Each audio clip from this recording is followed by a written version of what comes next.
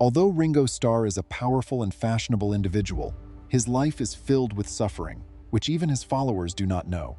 Starting with the loss of a marriage is evidence of the Starr legacy's enduring power.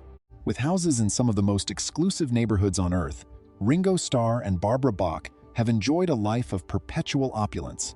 Various mansions in Cranley, Surrey, Los Angeles, and Monte Carlo have served as their principal residences throughout the years. These mansions are a reflection of their enormous fortune, as well as their need for seclusion and luxury away from the attention of onlookers. A prominent property of theirs was the Cranley Estate in Surrey. Financial success. Ridinghurst was a 200, an escape from city life and a sign of Starr's success. The estate allowed him to savor his hard work. Starr may have been hinting at a change in lifestyle or an effort to streamline their property holdings when they chose to put this mansion up for sale in 2014. Even though Starr and Bach sold their house in Surrey, they have kept a home in the exclusive Chelsea neighborhood of London, just off King's Road. One of the wealthiest and trendiest areas in London, Chelsea is home to posh shops, restaurants, and museums. Chelsea is one of the most exclusive neighborhoods in London, so they can be close to all the action without sacrificing their privacy. Along with their UK homes, Starr and Bach also own a property in Los Angeles, a place that several British live the high life. The name Monte Carlo is practically a byword for opulence and glitz when one thinks of the little principality of Monaco on the French Riviera. The famous and wealthy go to Monte Carlo for its yacht-filled port and the world-renowned Monaco Grand Prix. Starr and Bach see it as a haven where they can live the Mediterranean dream with its beautiful scenery, gourmet restaurants, and easygoing vibe. In 2011, Starr several reasons, such as the high maintenance costs associated with such a huge house, a desire to spend more time at their other residences, or just a change in lifestyle as they have aged. No matter the motivation, Starr and Bach ended an era with the sale of Ridinghurst and continued to adapt their living situation to their present wants and requirements. Aside from the rare trip to Monte Carlo, Starr and Bach still allow them to enjoy the best of both worlds: the cultural richness and history of London, the sunny, relaxed lifestyle of Los Angeles, and the glamorous, exclusive atmosphere of Monte Carlo. Each home provides a different backdrop for their life together, reflecting their shared love of travel, luxury, and privacy. In December 2015, Ringo Starr and Barbara Bach made headlines by auctioning a Ludwig drum kit. The auction featured several instruments that held deep personal significance for Starr. These included guitars and other instruments given to him by his fellow Beatles, George Harrison and John Lennon, as well as by Mark Bolan, the frontman of the glam rock band T-Rex. These gifts were not just tokens of friendship, but also represented the close bonds and mutual respect that existed between these legendary musicians. The inclusion of these items in the auction underscored the personal nature of the collection, offering a glimpse into Starr's relationships with some of the most iconic million in total. While the sale of these items undoubtedly represented a financial windfall, Starr and Bach's motivations were not purely economic. A portion of the proceeds was earmarked for the Lotus Foundation, the charitable organization that they had founded. The Lotus Foundation focuses on a wide range of humanitarian causes, including addiction recovery, cancer research, and animal welfare. By directing part of the auction, a positive step. With the UK so divided on the subject, Starr's pro-Brexit position caused considerable controversy. Some said he was too simplistic in his analysis of the issue and failed to account for the possible social and economic repercussions of Brexit, while others said he was direct and that they agreed with his views on sovereignty. However, Starr's unwavering stance on controversial matters reflected his usual independence and readiness to speak his thoughts. Starr was one of several names that surfaced in the Pandora Papers in October 2021. The presence of Starr in these records caused quite a stir and brought up concerns over his financial dealings. Starr was reportedly associated with offshore organizations that were utilized for wealth management, according to the Pandora Papers. While Starr's camp remained mum on the specifics of the accusations, this event rekindled discussions about morality and brought to light the intricate financial methods used by the wealthiest people on the globe. Ringo Starr's public identity is molded not just by his political opinions and financial events, but also by his personal philosophy and lifestyle choices. For moral and health reasons, he has chosen to live a vegetarian lifestyle. Still, his food allergies play a role in his meal planning. Many vegetarians rely on garlic and onions, but he has a recognized allergy to both. The daughter of Paul McCartney, a prominent vegetarian and former bandmate of Starr's, confirmed this. Starr also makes time in her day to meditate. He began his meditation practice during the Fab Four's 1968 pilgrimage to India, where they apprenticed with Maharishi Mahesh Yogi. He has continued his practice ever since. Amid life's challenges, Starr finds solace and stability via meditation, which aids in his ability to deal with them. His dedication to this practice is a component of his larger life philosophy, which he summarizes in his well-known slogan and catchphrase, "Peace and Love." You might not be aware that Ringo Starr's unwavering dedication to health concerns stems from his difficult upbringing and illnesses. Personal life and difficulties.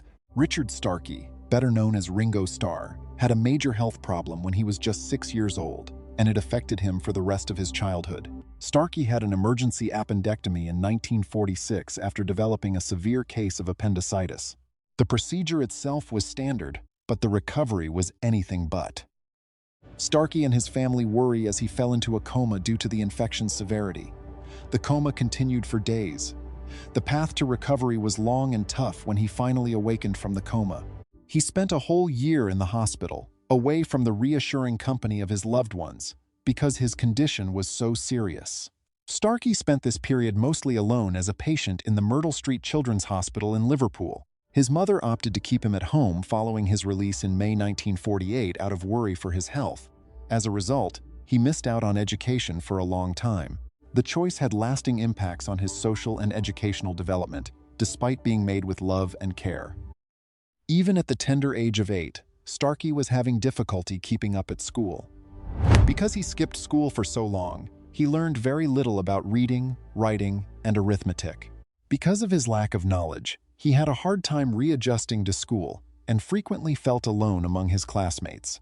The fact that he skipped school frequently to hang out in Sefton Park just added to the loneliness he felt. He felt even more alone as the chasm between him and his peers deepened. Marie McGuire Crawford, a neighbor and surrogate sister, saw his plight and intervened to assist. To assist him in catching up with his classmates, she started instructing Starkey twice weekly. Starkey was able to make great strides and almost bridge the educational gap that had grown due to his condition because of her hard work. But another health emergency hit right when he was getting back on his feet. Starkey caught TB in 1953 when she was 13 years old. This lung illness was far more prevalent in the middle of the 20th century compared to now. Because of his new disease, he had to spend the next 2 years in a sanatorium. Although the sanatorium was vital to his health, it once again isolated him from the typical activities of his youth. A surprising turn of events occurred in Starkey's life during this time of imposed seclusion. The sanatorium's medical staff, cognizant of the monotony and boredom that afflicted long-term patients, attempted to interest the youngsters and encourage the development of their motor abilities in various ways. Joining the hospital band was one of the things they promoted. Starkey first heard percussion instruments played in this most improbable of settings. The hospital band had to get creative with their instruments because they didn't have much money. The cupboards behind Starkey's bed were pounded with a mallet fashioned from a cotton bobbin, which he had been given. His destiny was defined by a passion that this seemingly little pastime sparked in him. The more Starkey practiced drumming, the more his loved ones noticed his potential. During his convalescence, Marie McGuire Crawford, who had been such a pivotal figure in his life, gave him a copy of the Alan Ainsworth song, "Bedtime for Drums." This gift further fueled his fascination with drumming. Reflecting on this time, Starkey later commented, "plaster walls that provided little insulation from the elements." The homes were so small that they were often compared to postage stamps, with minimal space for the families who lived there.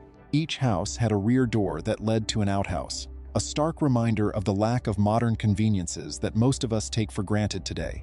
There are also several other concerns in the Dingle, one of Liverpool's oldest and poorest inner-city areas. A person's capacity to avoid the perils became crucial in such an environment. Keeping clear of trouble was a lesson Starkey acquired from a young age. "You kept your head down, your eyes open, and you didn't get in anybody's way," he said, reflecting on his upbringing in the Dingle.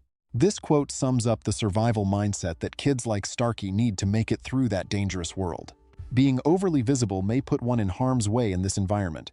Therefore, being alert and careful was key to survival. Every family in the dingle had to constantly fight for their survival.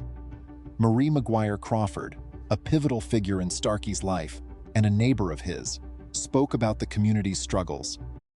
She went on to say that he was a part of the continuous fight for survival for all the dingle families.